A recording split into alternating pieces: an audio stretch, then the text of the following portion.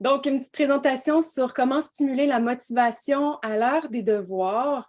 On a senti que c'était une demande de votre part, que c'était un souci de votre côté. Donc, pourquoi ne pas y répondre? Puis, qu'est-ce qu'on a comme présentation aujourd'hui? Ben, on va diviser ça en 3 volets. Donc, Allo Prof pour les élèves, pour les parents, c'est quoi les outils les plus pertinents?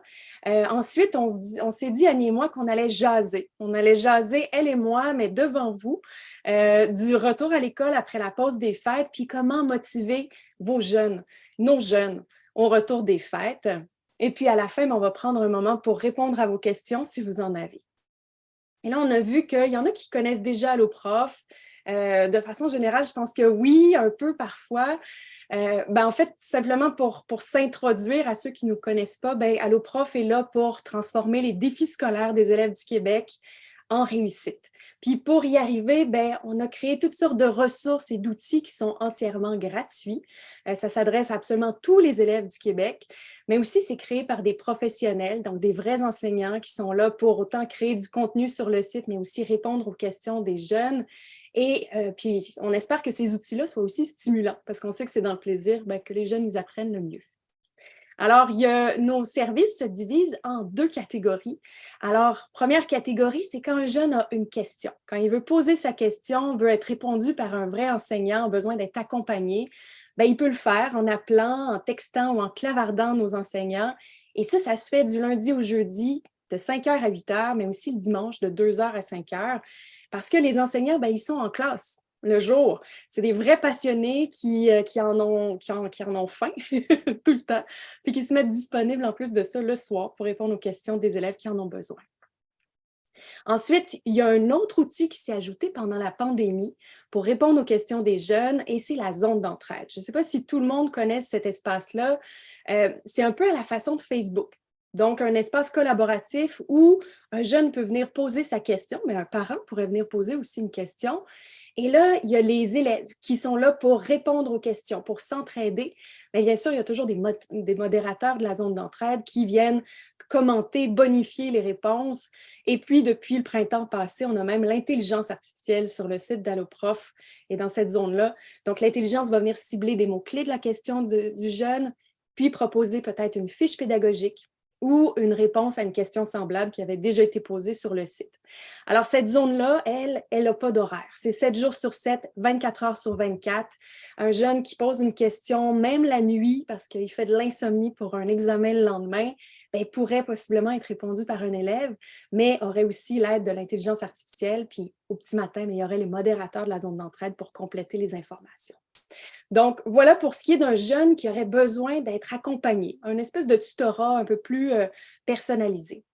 Sinon, les autres services qu'Alloprof offre, c'est ce que vous connaissez fort probablement déjà, pour ceux qui le connaissent. C'est notre site Internet, qui est comme une grosse bibliothèque.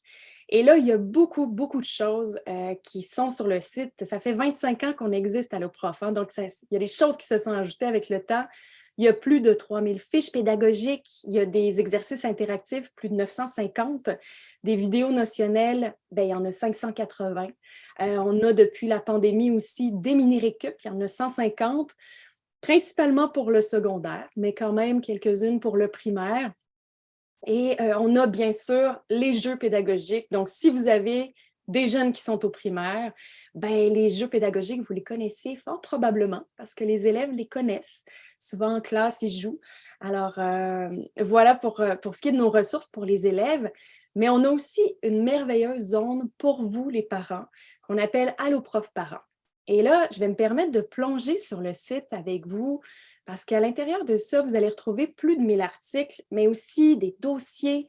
Annie, je pense que tu peux, en tant que porte-parole, peut-être nous en parler un petit peu plus. Qu'est-ce que tu nous... Oui, tout à fait. En tant que porte-parole et ancienne rédactrice du site Alloprof Parents, donc j'ai collaboré à la rédaction de ces articles-là, qui sont en fait des questions posées à des spécialistes. Et nous, on a rapporté leurs super trucs et leurs explications de manière concise pour que vous, parents, puissiez rapidement avoir des réponses à vos questions. Parce que le soir, lorsqu'arrive l'heure ou la période des devoirs, on a toujours l'impression qu'on nous demande d'être des enseignants, mais on a c'est pas notre mission, c'est pas notre vocation, puis on n'a pas toutes les réponses. C'est normal, on est, entre guillemets, juste des parents. Donc, sur le site, vous allez retrouver les réponses aux questions les plus courantes, de l'aide aux devoirs, des trucs pour réussir les examens, les difficultés, des trucs pour déjouer ou faciliter ou améliorer la vie quand l'enfant a certains enjeux scolaires, favoriser la lecture, l'écriture aussi. On a des trucs pour avoir des meilleures habitudes de vie, hein, puis il y a des activités pédagogiques à faire, pourquoi pas les jours de pluie, en dehors des activités que nos enfants ont sur les mobiles, là, donc comme dans le temps, là, sur des feuilles qu'on peut imprimer. Ensuite de ça, on a aussi des explications sur le cheminement scolaire et tout ce qui concerne le bulletin et le système, justement, là, parce que c'est compliqué. Il y a plusieurs ramifications, surtout quand on est un nouveau parent, qu'on a un enfant au préscolaire ou à la maternelle, puis là, qui commence, c'est plein de nouvelles informations. Donc, on a tout ça sur ce site-là. Et c'est assez facile de naviguer. Là. C'est très, très, entre guillemets, en très mauvais français, user-friendly. Donc, à ce niveau-là, nous, on vous invite à aller l'explorer, vous l'approprier. C'est une zone qui est là pour vous, qui a été écrite pour vous. Ensuite, ce qu'on va faire, Annie et moi, aujourd'hui, ce soir, ben, c'est de jaser un peu. Mais sachez que ce dont on jase, vous allez le retrouver aussi dans cette zone-là. Donc, si vous cherchez un peu plus d'informations ou avoir la source de tout ça, bien, allez plonger, allez chercher par thématique. Puis à ce moment-là, vous allez retrouver là, des super articles, des super dossiers qui vous amènent à toujours plus d'informations. C'est des ramifications sans fin, tout ça. Sinon, au fur et à mesure de notre rencontre, je vais essayer de vous transmettre certains liens vers des articles. Puis à ce moment-là, ben, peut-être en faire la lecture après. Ouvrez les onglets, mettez-les de côté, puis à temps perdu, après la rencontre, vous pourrez plonger dans ces articles-là. Sinon, mais là, si on tombe dans le vif du sujet, j'ai envie, Annie, que, ben, on le sait, là, c'est le retour des vacances. On est dans le bain depuis déjà quelques semaines, mais pour certains, puis là, moi, je le constate un peu à la maison, la motivation n'est pas évidente. Parfois, les jeunes, ils manquent d'entrain, on est fatigué, c'est l'hiver. Annie, qu'est-ce que tu nous conseilles comme truc pour aider à retrouver un petit peu plus d'entrain pendant cette période-là? Ah, c'est sûr. Là, on vient de recommencer l'école. Il y a certains enfants qui font un peu la tête, ils n'ont pas envie, etc. Peut-être qu'on pourrait commencer par y aller avec des trucs que j'appellerais des incontournables, des trucs plus terre à terre. Donc, premièrement, on peut souligner à l'enfant que ben, c'est bien les vacances, mais si on veut arriver aux prochaines vacances, tout bêtement, ben, il faut retourner à l'école, hein, déjà en partant. C'est déjà un bon argument. Ensuite de ça, on peut lui dire qu'effectivement, on est bien en congé, hein, on peut faire un petit peu n'importe quoi, là, dans certaines limites, là, on s'entend. On a un horaire plus souple, mais si ça, c'était notre quotidien, on n'aurait plus l'impression que c'est spécial, puis ça deviendrait la routine, ça deviendrait banal. Donc, ça prend des périodes où on alterne entre les congés et l'école. Et le retour à l'école, ben, c'est une occasion extraordinaire aussi de recommencer toutes les activités qu'on aime, de retrouver nos amis, les enseignants, etc. Donc, c'est vraiment plein de points positifs retourner à l'école. Mais plus concrètement, là, pour rentrer vraiment dans le vif du sujet, Elia, on peut essayer de donner à notre enfant des petits défis personnels, OK, en lien avec l'école. Par exemple, on peut suggérer à notre enfant, écoute, cette semaine, là, tu dois me revenir à chaque jour de l'école avec un nouveau mot que tu auras appris. Ta mission cette semaine, c'est de me faire découvrir un nouveau livre que tu auras toi-même découvert à l'école. Ou, dernier exemple, ben, cette semaine, ton défi à toi, c'est de dire quelque chose de super gentil à ton enseignant ou, par exemple, à une amie ou un collègue de classe. Donc, à la fin de la semaine, si l'enfant a relevé tous ces petits défis, bien là, vous pouvez lui donner une petite récompense, là, un petit lunch spécial, un souper ou une soirée pyjama. Pourquoi on fait ça? Parce que tout le monde, ou en tout cas presque tout le monde, aime ça relever des défis parce que c'est stimulant. Puis, ça nous donne à nous, les parents, surtout, une super opportunité d'entamer la discussion avec notre jeune, puis d'aller lui poser des questions, puis lui montrer qu'on s'intéresse à ce qu'il fait à l'école. Parce que souvent, quand ils arrivent de l'école, on leur demande puis ta journée. La réponse, c'est bien, dépendant de l'âge de l'enfant, là, primaire ou secondaire. Donc, en posant des questions sur les défis qu'il y a à relever, bien, on ouvre une porte. Et puis ça, bien, ça fait pousser la confiance en soi lorsqu'ils ont l'impression qu'ils savent qu'on s'intéresse à ce qu'ils ont fait dans la journée. Troisième truc, pour aider l'enfant à se motiver un petit peu plus, là, on peut parler aussi des bienfaits de l'école. Hein. L'école, c'est plein de points positifs. On va à l'école pour tout plein de raisons. Les enfants ont tendance à le perdre de vue. Hein. Alors, pour en connaître davantage, par exemple, je vais vous donner juste des exemples, mais si vous voulez avoir plus d'idées ou plus de bienfaits de l'école parce que vous êtes à court d'imagination, allez sur le site d'Alloprof Parents. On a un article qui détaille tous les bienfaits de l'école. Mais bon, vite comme ça, là, pourquoi on va à l'école? Bien, c'est pour en apprendre un petit peu plus sur le monde dans lequel on vit. C'est aussi pour rencontrer des gens qui sont différents de nous, qui vivent différemment, puis qui nous inspirent pour élargir nos horizons. On va à l'école pour apprendre à articuler nos idées. Puis quand on peut articuler nos idées, bien, on peut faire passer on peut mieux s'exprimer, on peut argumenter, on a plein d'échanges intéressants. Ça nous permet de dépasser nos propres limites et ça nous permet de devenir l'artisan de notre propre vie. Là, ça a l'air un peu poétique du même, là, mais c'est vrai, quand on va à l'école, si on a un papier, un diplôme, ça nous permet d'atteindre nos rêves, hein, puis d'aller là où on veut dans la vie, puis de se construire un futur à l'image de nos envies. Pour les élèves du secondaire, bon, c'est ça, on parle d'avenir. Au secondaire, là, rendu là, on peut parler de leurs rêves parce que c'est important de rêver, c'est important aussi de se projeter. Puis pour certains enfants, c'est même essentiel à la motivation. Donc, on peut demander à notre jeune, qu'est-ce que tu veux faire plus tard? Certains le savent, d'autres ne le savent pas. Il y en a qui, depuis qu'ils sont tout petits, veulent faire la même chose. Alors, on leur rappelle leurs rêves, hein, leurs objectifs de temps en temps. On peut aussi rêver avec notre jeune à haute voix. De quoi va avoir l'air ta vie quand tu vas être partie de la maison, quand tu vas faire ton travail de rêve. Puis là, on extrapole, hein, on se fait des scénarios. Et puis, parce que qui dit rêve dit aussi objectif, mais vous pouvez aider votre jeune à se déterminer des objectifs qu'il aurait, par exemple, à atteindre d'ici juin pour, après ça, atteindre d'autres objectifs et ainsi de suite pour arriver à son ultime rêve, avoir le travail de son choix, par exemple. Et puis, c'est ça. Finalement, parce que l'enfant qui est au primaire ou au secondaire, on continue de l'encourager, c'est super important. Tellement. Mais là, j'ai envie de faire du pouce, Annie, sur l'encouragement parce que c'est vrai qu'on dit souvent aux parents d'être encourageants. Mais concrètement, comment qu'on y arrive, par quel bout on prend ça? Ben, as-tu des trucs? Y a-tu des petites astuces pour nous aider là-dedans? Bien là, on ne va pas réinventer la roue, je vais y aller avec la base. En traite de base, là, on peut souligner les progrès de l'enfant au lieu de souligner les notes. Par exemple, on souligne les progrès. Donc, hey, wow, ta note en français est passée de 61 à 64. On s'entend que comme parent, on n'est peut-être pas rendu à l'objectif qu'on souhaiterait, mais il y a une progression. Alors, on souligne ça, on l'exprime. On peut exprimer aussi notre fierté à l'égard de, justement, la persévérance. Par exemple, hey, je sais que c'était pas facile, puis c'est pas la note que tu voulais, puis je comprends que tu sois déçu, mais moi, j'ai vu l'effort que tu avais mis dans ton étude, puis je suis tellement fière de toi. Et puis, il y a le traditionnel, quand tu fais un bon coup, un pouce dans les airs, un petit applaudissement, un sourire aussi, une approbation de la tête. Là, ça ne prend pas grand-chose pour donner une petite impulsion. Mais encourager son enfant, ça veut aussi pouvoir dire, commencer par se réguler nous-mêmes notre propre humeur. Quand on est un petit peu plus up la vie, là, quand on est de bonne humeur, quand on prend les choses avec philosophie ou entrain, ça déteint sur notre enfant, ça l'aide lui aussi à voir les choses avec une meilleure perspective. Donc, si nous aussi, le retour au travail, ça se peut, c'est possible, hein, ça nous plaît plus ou moins, on essaie de le garder pour nous, on essaie de miser sur le positif, puis d'en parler, puis de faire en sorte que notre enfant s'inspire de notre bel enthousiasme pour que ce soit comme une espèce de roue vertueuse. Et puis, c'est ça. Au chapitre des encouragements, je vais vous donner 2 derniers trucs. Je pense qu'on est rendu là.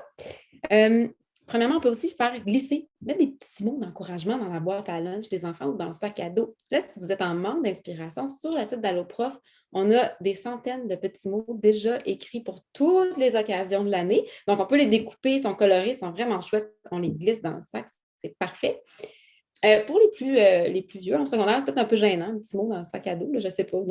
Fait qu'on peut y aller avec un texto. Un petit texto d'encouragement, une petite pensée positive. Mais là, conseil comme ça, là, on essaie de texter sur l'heure du midi parce qu'en théorie, ils ne sont pas supposés avoir leur téléphone en classe, mais sait-on jamais, alors on ne prend pas de chance. On essaie de texter, si c'est l'option qu'on choisit, là, sur l'heure du dîner pour être sûr de ne déranger personne. Et dernier truc, pourquoi pas, hein, fabriquer un petit certificat de réussite là, soit qu'on imprime, qu'on va chercher sur Internet et qu'on imprime ou qu'on fait soi-même. Là, pas besoin d'être un grand artiste, là, juste une feuille de papier, un peu de couleur, d'imagination, puis là, on fait un certificat pour souligner les efforts de l'enfant, puis on lui remet. Au primaire, ils sont tellement contents. Le reste, c'est l'imagination. Donc, on sort de notre imagination. Là, imagination, on vient de sortir du temps des fêtes. Tout le monde a été très, très, très créatif avec les pourquoi, comment les lutins descendaient puis ils faisaient des gaffes dans nos maisons. Donc, je suis convaincue que vous en avez de la créativité, ça c'est sûr et certain. D'ailleurs, créativité veut aussi dire qu'est-ce qu'on fait aussi comme résolution créative hein, après les fêtes. Là, ça fait quand même quelques semaines, mais je pense que c'est encore l'heure de se faire des résolutions. Il n'est jamais trop tard, en fait. Fait qu'Annie, qu'est-ce que tu nous recommanderais comme top 5 des objectifs qu'un élève pourrait se fixer pour être bon là, de filer là, jusqu'à la fin de l'année scolaire, jusqu'en juin? Puis, bien sûr, augmenter ses chances de réussite. Tu l'as dit, il n'est jamais, jamais trop tard pour prendre des résolutions. Puis il n'est jamais trop tard aussi pour les tenir. Hein? Mais alors, qui dit résolution dit objectif aussi. Alors voilà, si vous pouvez suggérer ceci à votre enfant comme objectif ou résolution. On les écrit sur une feuille, on les écrit dans le miroir, on les met bien en vue pour que l'enfant ne les perde pas de vue. Puis tous les jours s'y réfère, hein, parce que l'idée d'un objectif, c'est de l'atteindre. Donc, premier objectif, l'enfant pourrait se dire on s'installe une routine des devoirs et on s'y tient. Et pourquoi faire une routine? Parce que la routine, ça aide à réduire les conflits, ça diminue le stress, ça prévient le découragement puis l'incompréhension parce que c'est un guide. On suit ça. Donc, les attentes des uns des autres sont supposées être très bien définies. Et puis là, on file là-dedans et ça allège le tout et ça permet aussi de moins oublier le matériel scolaire. Donc, on note ça, s'installer une bonne routine des devoirs. Ensuite de ça, l'autre objectif, le deuxième objectif, la résolution que l'enfant pourrait prendre, ce serait de jouer à des jeux vidéo, à jouer avec je recommence, pas les jeux vidéo, jouer avec les écrans, mais de manière judicieuse. Ça ne veut pas dire éliminer complètement les écrans, mais ça veut dire le diminuer le temps d'écran et l'utiliser afin de jouer à des jeux pédago-ludiques. Okay? Comme ça, l'enfant fait deux choses en même temps qu'il aime beaucoup.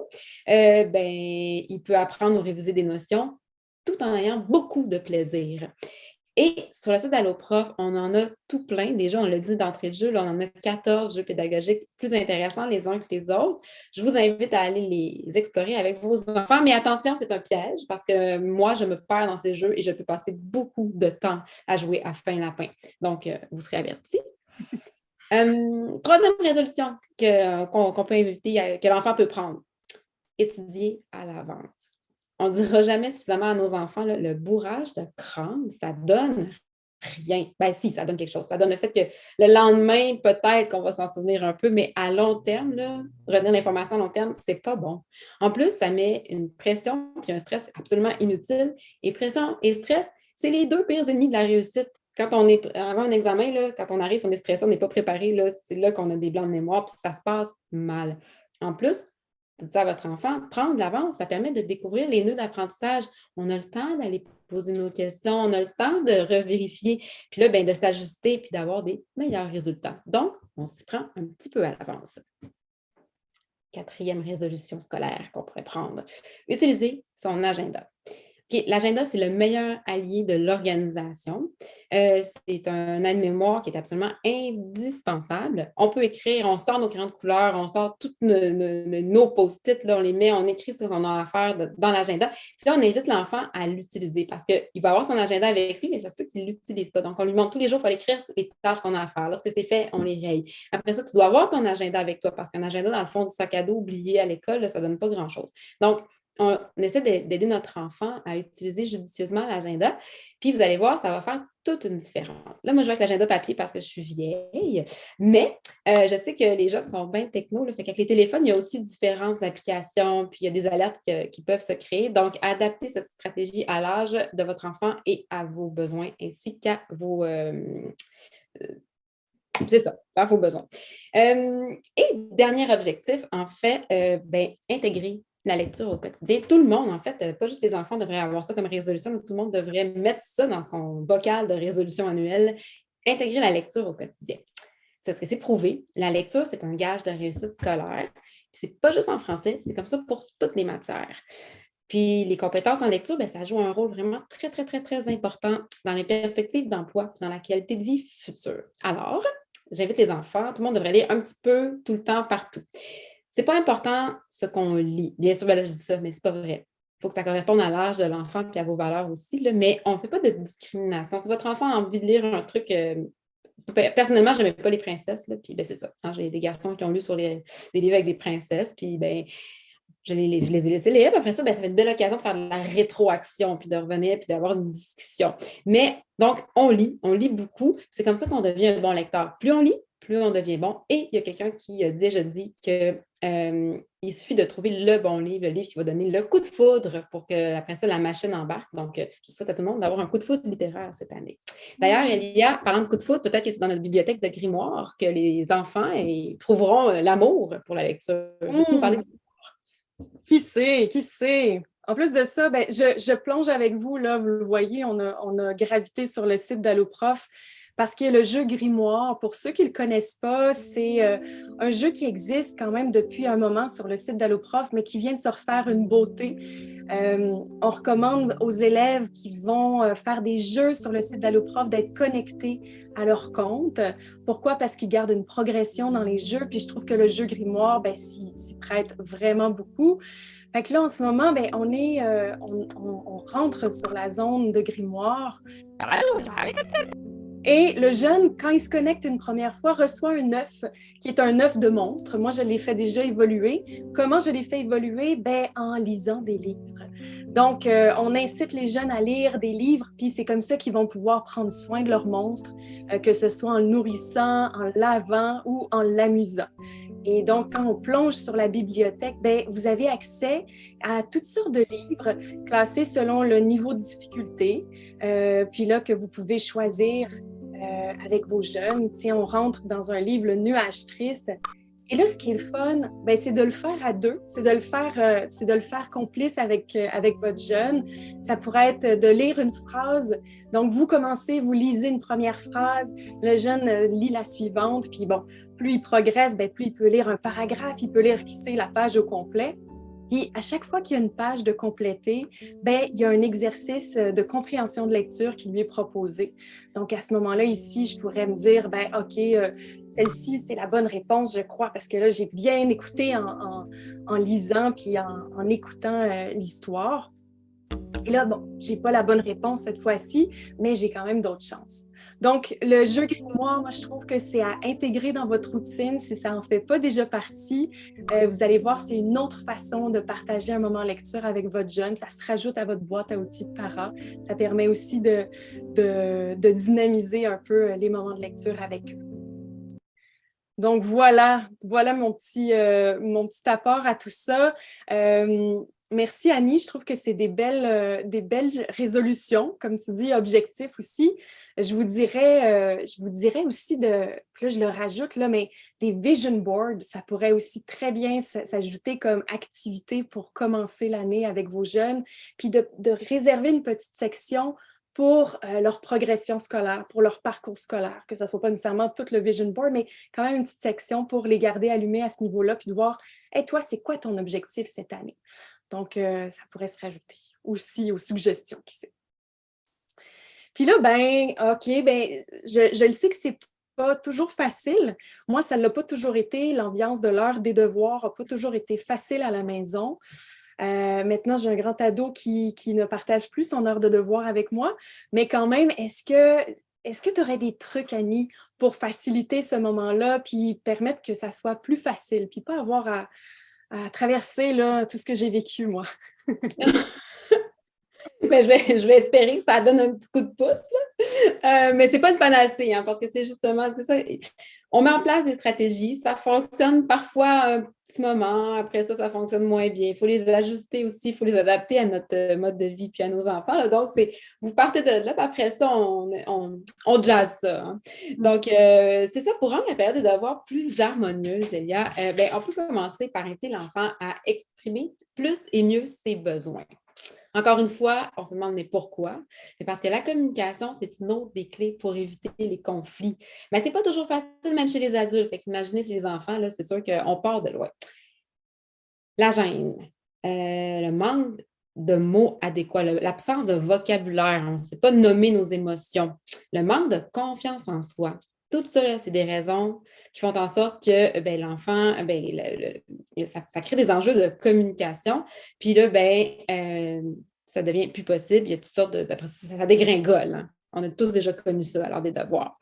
Donc, On peut commencer par essayer nous-mêmes de formuler nos propres besoins de manière adéquate, en faisant très attention à la manière dont on le fait pour que les enfants apprennent en nous imitant. On s'entend que ça ne va pas fonctionner tout de suite la semaine prochaine. Ça demande du temps, ce genre de truc-là. Mais je vais vous donner un exemple. Alors, scénario numéro 1, c'est ce qu'on a tendance à faire comme parents. En tout cas, moi, je le fais souvent. Donc, Elia, je demande ta participation. Donc là, je vais prêter ma voix, mais imaginez la douce voix de votre enfant. Hein? Maman! Maman! Maman! 2 minutes! Hein? Souvent, ça va finir comme ça, en toute honnêteté. Mais ce qu'on devrait faire plutôt, c'est ceci. Même chose. Maman! Maman! Maman! Mon amour, maman a besoin de se concentrer. Est-ce que tu pourrais, s'il te plaît, jouer au roi du silence pendant 2 minutes? Donc, vous voyez la différence entre les deux. Dans la première, on est allé directement avec un impératif. Et dans le deuxième scénario, on y va où on exprime notre besoin. Qu'est-ce qui se passe? Qu'est-ce que je ressens? Là, j'ai besoin de me concentrer. J'aimerais, s'il te plaît, voici ma demande bien formulée. Là, il ne faut pas culpabiliser.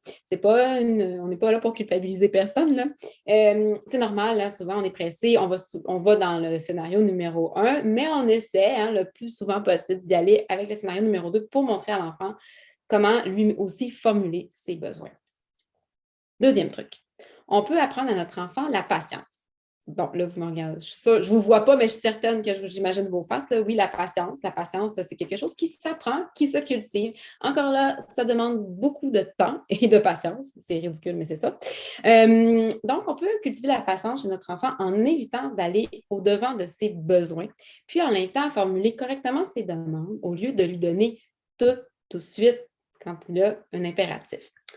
Un scénario qui arrive fréquemment chez nous, là, je vais prendre l'exemple du crayon, mais ça peut être tout autre objet. Vous êtes là, l'enfant fait ses devoirs, puis là, il cherche son crayon. Vous voyez qu'il cherche son crayon, là, vous le savez que c'est ça qu'il cherche, puis le crayon, vous savez il est où, il est là, sur le comptoir, là, il traîne. Là. Et là, au lieu de lui donner tout de suite son crayon, vous pouvez lui demander, coudonc, est-ce que tu cherches quelque chose? Puis là, lui poser des questions pour l'aider, pour le guider dans sa recherche de crayon, pour qu'il prenne le temps et qu'il fasse la réflexion lui-même. Donc, en faisant ça, le plus souvent possible, il va finir par tranquillement, pas vite, acquérir une certaine patience. Troisièmement, les spécialistes disent qu'il faut apprendre à utiliser les bons mots. Là, je dis les spécialistes, mais oui, c'est ça. Puis c'est vrai qu'utiliser les bons mots, c'est très important. Parce que les enfants ont tendance, on l'a vu, là, à formuler des ordres quand ils veulent quelque chose. Puis, ils se laissent souvent envahir pour toutes sortes de raisons par leurs sentiments. Lorsqu'ils n'arrivent pas à mettre un mot sur comment ils se sentent, là, ça les prend, là, puis là, ça monte, puis il y a soit une crise ou soit la fuite. Ça existe aussi, l'enfant qui se ferme, il ne veut plus faire les devoirs, ou il s'en va, puis là, on n'a plus de coopération. Ça aussi, ça peut arriver. Alors, dans ces circonstances-là, il faut aider l'enfant à mettre les bons mots sur les émotions. Donc, si on voit qu'un enfant réagit d'une manière X, on peut essayer de mettre le bon mot sur le sentiment qu'on lui devine. Puis ensuite de ça, on peut lui proposer une solution. Exemple. Tu as peur, hein? Est-ce que tu voudrais que je te rassure? L'enfant qui est en colère, on peut lui dire oui, je vois que tu vis une grosse colère. Est-ce que tu aurais besoin de te calmer?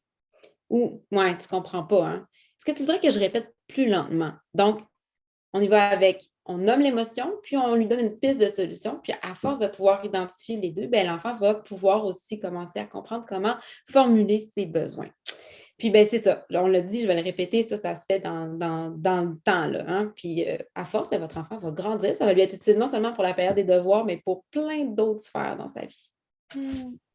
J'en doute pas une minute. Puis, je pense que notre époque, en ce moment, on a tous beaucoup à apprendre de tes trucs et astuces, Annie. Parce que pas seulement les enfants, mais les adultes aussi.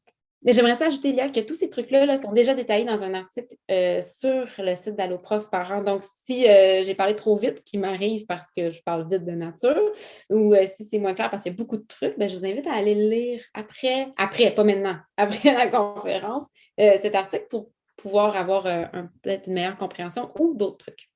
C'est tout. Voilà, je l'ai mis. Je l'ai mis dans notre chat. Sinon, pour terminer, une question qui revient souvent, parce qu'on ne le sait pas, hein, qu'est-ce qu'on fait? Est-ce qu'on récompense ou pas nos enfants? Est-ce que c'est bon? Est-ce que c'est pas bon de les récompenser? Qu'est-ce que tu en penses? Ça, c'est Qu'est-ce une qu'elle au prof en réponse. pense? Scaloprof, c'est une réponse à 100 puis vous n'allez pas m'aimer parce qu'il n'y en a pas de réponse à cette question. La réponse, c'est que c'est ça. Il n'y a pas de réponse universelle. Chacun, il va selon ses valeurs, ses besoins. C'est à chaque personne de décider. Mais par contre, ce que je peux vous dire, c'est que si on décide de s'engager dans cette voie-là, dans l'avenue de la récompense, il y a des règles, mais ce pas des règles parce qu'elles ne sont pas écrites, puis si on ne les respecte pas, ils n'en tiennent qu'à nous, c'est nous qui aurons à s'arranger avec les problèmes, là, mais il y a certains trucs qu'il faut respecter pour que ça se passe bien. Donc, lorsqu'on décide d'y aller avec la récompense, bien, on préfère valoriser l'effort plutôt que la note. On essaie de se fixer des objectifs qui sont réalistes. Un objectif réaliste, là, c'est par exemple remettre des travaux propres toutes les semaines lorsqu'il faut remettre les travaux. C'est apporter son matériel chaque soir sans faire d'oubli. C'est réviser ses listes de vocabulaire sans aide. Augmenter sa note de 80% en mathématiques n'est pas un objectif réaliste. Et là, on a certains enfants qui ont ça en tête comme objectif. Ce n'est pas un objectif réaliste. Donc, il faut y aller vraiment de manière à ce que ce soit faisable et mesurable pour s'assurer que les objectifs, justement, ont été atteints. On spécifie clairement nos attentes. Alors, moi, je m'attends à ce que tu réalises ton objectif, puis ensuite de ça, tu auras la récompense X ou Y que j'ai choisie pour toi. Eh bien, puis ça coule de source, là. On attend que l'enfant ait atteint tous les objectifs avant de lui donner sa récompense. Sinon, ben, ça perd un peu de poids, hein, cette histoire-là de récompense. Puis, ben, on a l'enfant de respecter ses engagements. Nous aussi, on doit respecter nos engagements. Alors, si on a promis un truc, il faut s'assurer de livrer en bout de compte. Et puis, ben, on doit aussi se souvenir et garder en tête que les récompenses, ben, ça fait naître la joie. Quand on atteint notre objectif, là, on est heureux. Ça renforce aussi l'impression de progression. On a l'impression qu'on s'en va quelque part, hein, lorsqu'on atteint des petits objectifs. Puis, c'est encourageant, c'est stimulant pour l'enfant. Mais pour être efficace, c'est là que c'est important de s'en souvenir. Ça n'a pas besoin d'être dispendieux. Ça n'a pas besoin non plus d'être très, très original, hein. Ça peut juste être amusant puis correspondre au goût de l'enfant, puis on est en plein sur la cible.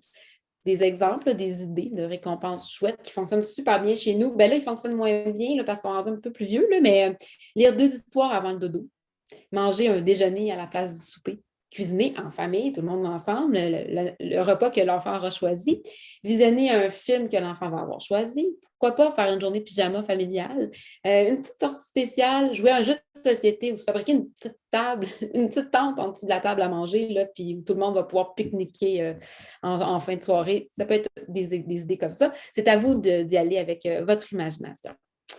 Mais je conclurai en disant, je vais conclure, je recommence, je m'achète des voyelles et je reviens. Je conclurai en disant que la meilleure façon de rendre les devoirs efficaces et de donner un petit boost de motivation à votre enfant, là, ben, c'est de diversifier les méthodes d'apprentissage. Et c'est là qu'Alloprof est votre meilleur ami. Elia, veux-tu nous expliquer pourquoi Alloprof est le meilleur ami pour diversifier les apprentissages? Oui, bien en fait, là, je me permets encore une fois de plonger sur le site d'Alloprof. Tout à l'heure, on était dans la zone des parents, hein. Vous voyez ici tout en haut le petit onglet qui nous dit qu'on est dans votre zone, les parents, dans notre zone. Mais là, je bascule dans la zone des élèves. Pourquoi? Bien, pour vous montrer les outils qui sont là à votre disposition pour diversifier autant le moment de l'étude, mais aussi des devoirs. Il y a tout plein d'outils sur le site qu'on peut retrouver facilement. Bon, c'est sûr que quand on est sur la page d'accueil, on peut rentrer à travers les matières, à travers les niveaux scolaires. Mais là, moi, je me permets d'aller voir la section Explorer. C'est là que vous allez avoir tous les outils d'Alloprof qui sont à votre disposition pour accompagner vos jeunes pendant ce moment-là d'études, de devoirs, puis de stimulation par rapport à l'école, mais après l'heure des écoles, une fois qu'ils sont à la maison. Donc, vous avez bien sûr les fiches pédagogiques. Les fiches pédagogiques qui, un peu à la façon d'un manuel scolaire, permettent de revoir certaines notions. Les fiches maintenant ont un accès audio sur plusieurs de nos fiches. Vous allez retrouver donc un jeune qui ne maîtrise pas encore la lecture va pouvoir avoir accès à de l'audio qui va lui lire la fiche au complet. Donc, ça, c'est un outil qui se rajoute pour diversifier un peu son apprentissage. Donc, au lieu de le lire, il pourrait le faire lire. Ensuite, au niveau de ce qui est de la consolidation d'une notion, donc on a bien sûr les fiches pour revoir la notion, mais on a aussi les vidéos. Donc, les vidéos, au lieu d'aller d'aller, par exemple, lire une fiche ou l'écouter, bien, on peut la regarder. Donc, un enseignant d'alloprof qui vient expliquer différentes notions. Il y en a plus de 500, hein, des vidéos, que ce soit des vidéos plus courtes, qui sont inscrites un peu comme ici, de 2-3 minutes, qui viennent revoir une notion, ou pour, surtout ceux du primaire, des mini-récup qui permettent de revoir différentes notions pour se préparer avant un examen. Puis en même temps, les mini-récup sont comme un hybride entre un questionnaire interactif et une vidéo. Je vous invite à aller les voir sur le site à ce moment-là pour comprendre un peu mieux. C'est à peu près 10 minutes, ces vidéos-là. Donc, fiches et vidéos qui permettent de revoir les notions. Sinon, pour ce qui est de s'exercer, parce que là, on se dit qu'on veut diversifier nos méthodes d'apprentissage. Et pourquoi? Parce que on le sait maintenant que c'est de cette façon-là que les jeunes ils sont éveillés, qu'ils ont un apprentissage actif. Et donc, les exercices sur le site d'Alloprof, il y en a 950, il y en a beaucoup. Vous connaissez peut-être déjà exercice de vocabulaire qui est un incontournable. Exercice de conjugaison aussi, je vous invite à aller les explorer. On en voit ici un extrait. Mais il y a aussi toutes sortes d'autres exercices, entre autres des simulations d'examens ministériels si vous avez des grands au secondaire. Enfin, selon les thématiques que vous cherchez, vous allez trouver des exercices interactifs pour pouvoir proposer à vos jeunes. Sinon, ben, on en parlait tantôt, mais la section jeux, c'est 14 jeux pédagogiques qui sont présents, qui sont parfois déjà installés dans la routine de vos jeunes parce qu'on le sait que certains enseignants les utilisent en classe, mais nos incontournables, ben, en mathématiques, fin lapin, météore maths pour revoir les opérations mathématiques. En français, Magimo, qui est un peu notre exercice de vocabulaire, mais avec un narratif. Ça aussi, c'est un incontournable. Grimoire qu'on a vu tout à l'heure, mais aussi Potager en péril qui permet de revoir les classes de mots, donc les noms, les adjectifs, les déterminants. Puis un peu à la façon de Mario Bros, là, une petite carotte rentre dans des tunnels puis doit aller sélectionner quels sont les noms d'une phrase. Donc, très, très, très apprécié ce jeu-là en passant. Ça fait à peine 1 an qu'il existe, puis c'est déjà un des plus populaires sur le site. Minuterie motivante, là, je les détaille un petit peu, Annie, là, peut-être que je prends trop de temps, mais minuterie motivante, je le trouve merveilleux pour organiser le temps d'études à la maison. Allez le voir, on offre en plus des petites pauses très drôles, très le fun, là, que les jeunes adorent après que chaque tâche a été accomplie. Donc, ils leur permettent de mieux s'organiser, de mieux structurer le moment des devoirs, des leçons. Moi, je l'utilise au travail, je veux juste vous dire ça. Là. Je Annie, l'utilise pour structurer mes tâches aussi. Annie vous a proposé toutes sortes de trucs et astuces, mais là, j'en témoigne, elle les applique. Vraiment. C'est une fière ambassadrice. Ça marche vraiment bien. Mon Dieu, je pourrais passer vraiment beaucoup de temps parce que je suis une passionnée des jeux d'Alloprof. Mais voilà, je vous les recommande. Je vous recommande d'aller vous y perdre, d'aller demander peut-être à votre jeune de vous les montrer pour voir comment ça marche. Souvent, eux autres, ils comprennent encore mieux que nous autres, ils sont instinctifs là-dedans. Fait que là, on parlait de diversifier les méthodes d'apprentissage. Bien, vous avez déjà 4 beaux outils pour le faire. Sinon, bien, les cyberrévisions, c'est des vidéos un peu plus longues pour le secondaire, pour les examens ministériels.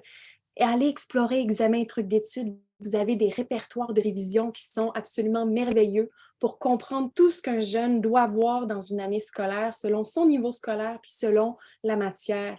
Allez explorer tout ça. Puis sinon, ben, il y a toujours la possibilité de poser une question à nos enseignants, mais aussi sur la zone d'entraide à travers cette section-ci. Fait que voilà, je pense qu'on a fait pas mal le tour, Annie. On pourrait passer beaucoup de temps parce qu'on est des passionnés. On y croit vraiment que ça peut vous donner toutes sortes de trucs, d'outils à utiliser là, à toutes les sauces. Puis, je me permets de conclure là-dessus, mais c'est sûr qu'on va prendre un temps de questions si vous le souhaitez, mais allez vous abonner à l'infolettre d'Alloprof Parents. Vous avez le code QR ici à l'écran. Vous avez aussi le petit lien direct si vous voulez y aller directement. Pourquoi? Bien, parce que vous allez recevoir dans votre boîte courriel tous les trucs et astuces, des petits articles sur des moments clés du calendrier scolaire que vit votre jeune, auquel vous pourriez avoir besoin d'un petit coup de pouce pendant l'année. Donc, ça arrive directement dans votre boîte courriel. Nous, on s'assure de sélectionner les meilleurs outils pour vous à certains moments clés de l'année. Donc, je vous recommande fortement d'aller y faire un petit tour. Annie aussi fait des vidéos sur YouTube qui font souvent partie de nos infolettres où elle vient vous jaser, un peu comme on a fait aujourd'hui de certaines thématiques. Fait que voilà, toutes sortes de belles raisons de venir nous voir à travers l'infolettre. Et puis,